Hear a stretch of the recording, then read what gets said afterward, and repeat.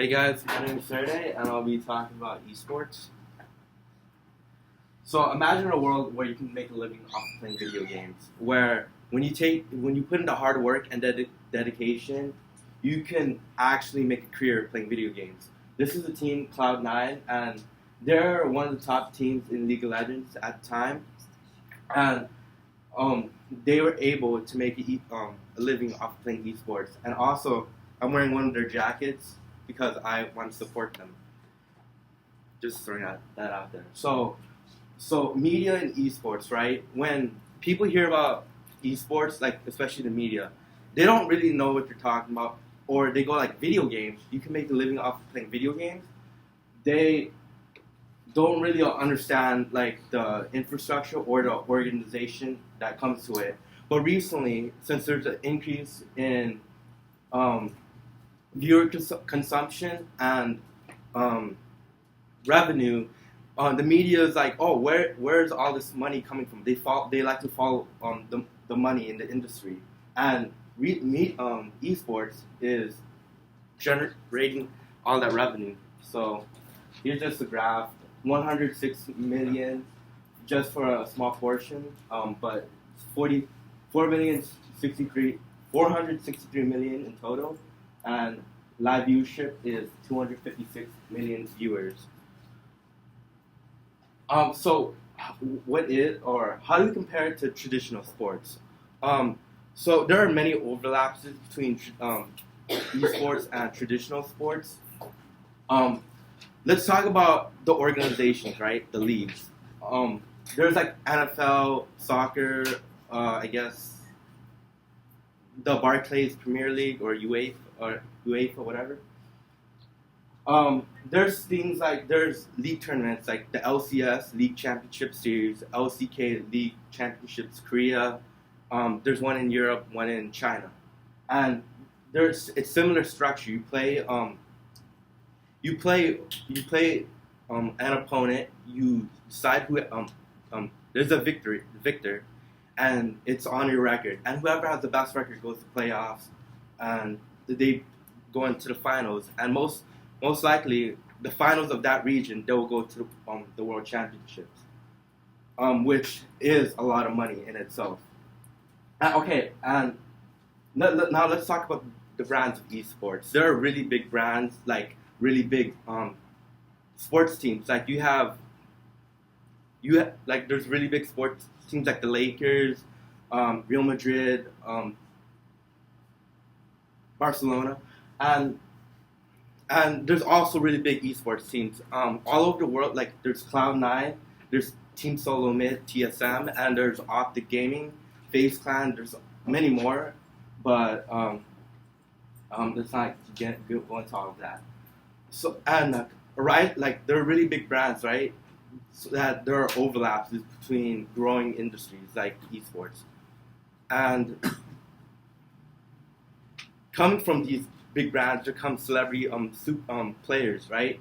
From Korea. Korea is a really dominant esports country, and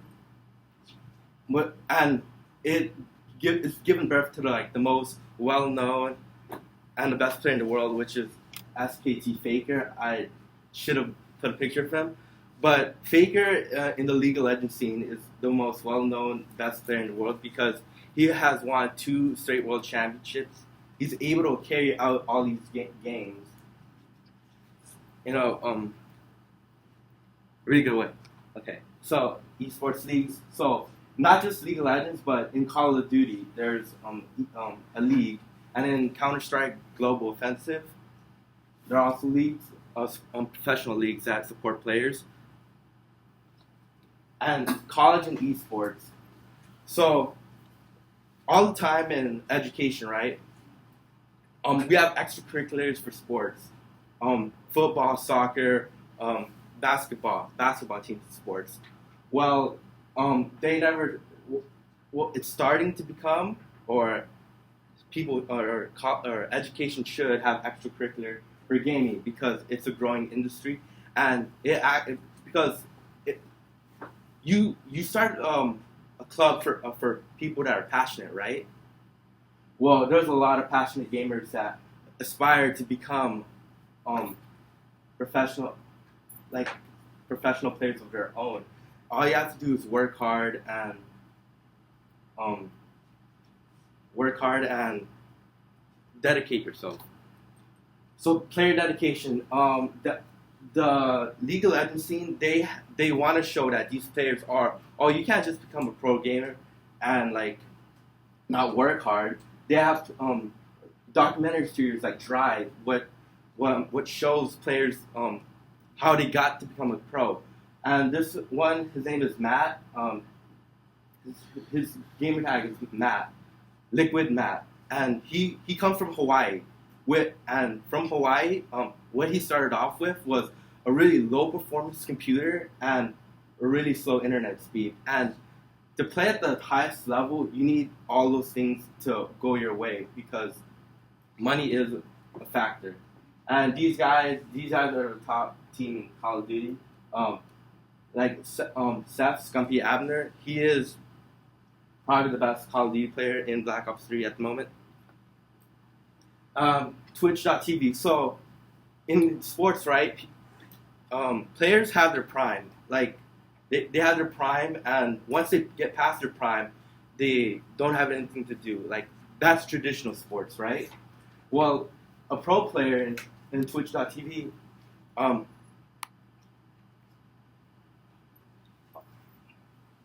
Well, let's just say that when players get past their prime, right?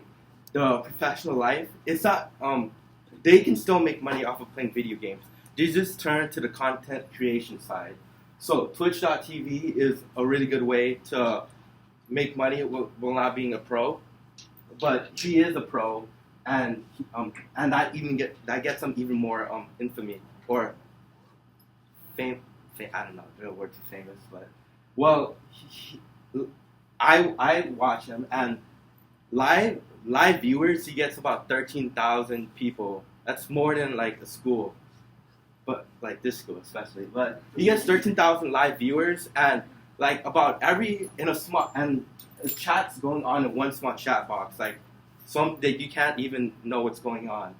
But like about every 10 seconds, he gets $4 donations, but like it's not safe work. Like it's not inappropriate. Like what he gets, but for the dank memes, it's really funny. And there's also YouTube. And they get revenue from making content.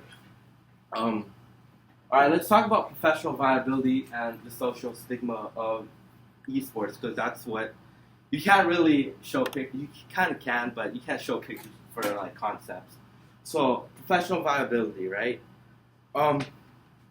Not many players can. There's like millions of players in the world, and there's very few professionals. But there are many esports titles that, if they work really hard, they can go into the profession. There are challenger scenes where, like, there's not one traditional way to get into a professional team like basketball. You start in middle school, you go in a high school team, you get scouted, you get a full ride of a scholarship. Maybe now that's happening with like Robert Morris University, but you get scouted, you go on a college team, and then an NBA team will scout you out.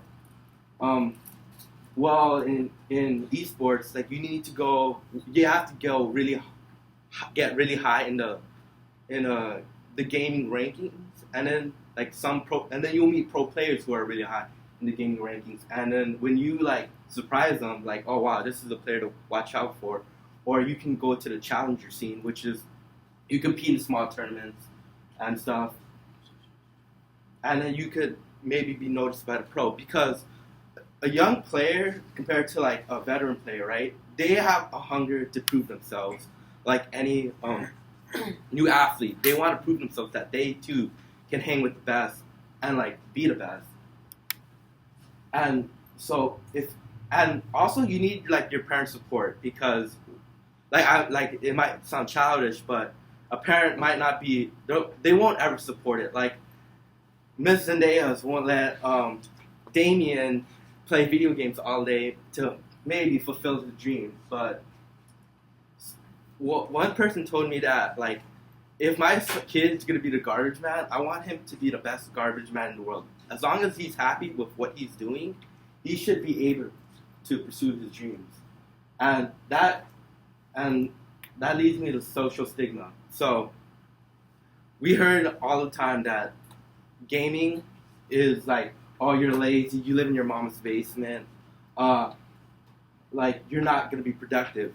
Gaming has no future. But from this TED Talk, I just want to tell you guys that it can be a future. And I want at least you guys to like recognize that a gamer can, like, if he puts in the time and effort, he can like succeed.